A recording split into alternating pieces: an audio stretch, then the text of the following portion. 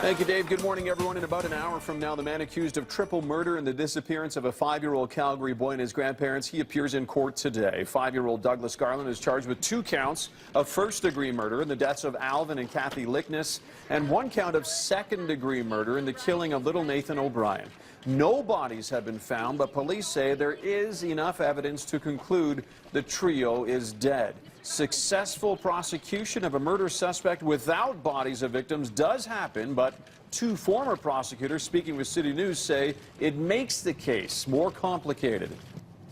Having a body or not isn't make or break on a homicide charge. You can obviously successfully prosecute people without bodies. I mean, if you take an easy example, 10 people witness and accuse push a person into a vat of acid.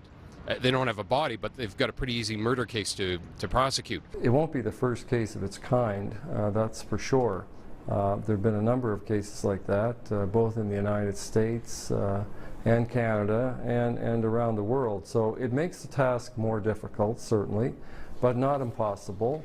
54-year-old Douglas Garland was arrested this week near the acreage in Airdrie that's been the site of intense searching by police over the past couple of weeks. The O'Brien and Lickness family, they continue to hold out hope this morning. Nathan's mother, Jen, telling Metro News, "I'm so hopeful that my little boy is going to come home. I hope and pray that anybody that was involved actually speaks up and has it in their hearts, because Nathan was not involved in this."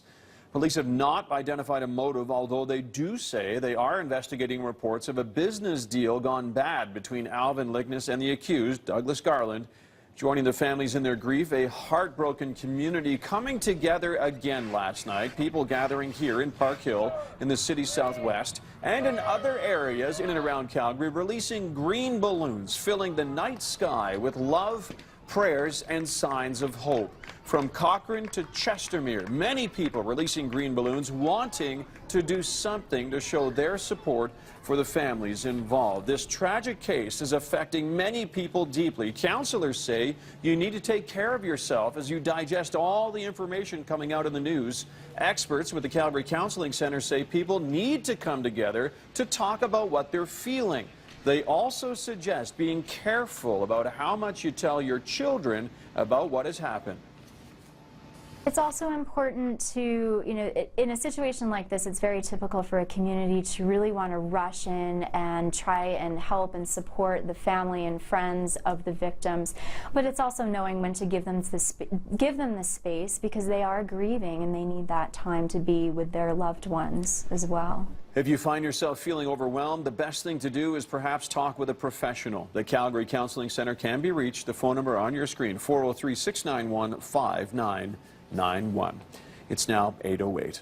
As risks of a deeper conflict mount, Canada says Israel has no choice but to defend itself against attacks from Gaza. Foreign Affairs Minister John Baird saying Hamas has no interest in peace. Responsibility for these tragic incidents rests with one organization. The buck stops with Hamas. Hamas started this bloodshed. Hamas can end it.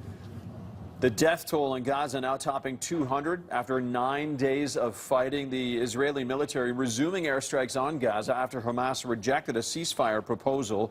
The first Israeli citizen has died, by the way, since the violence began. Today, Israel has given evacuation orders to many residents in Gaza. Hamas says Israel has fired missiles at the homes of 4 of its senior leaders.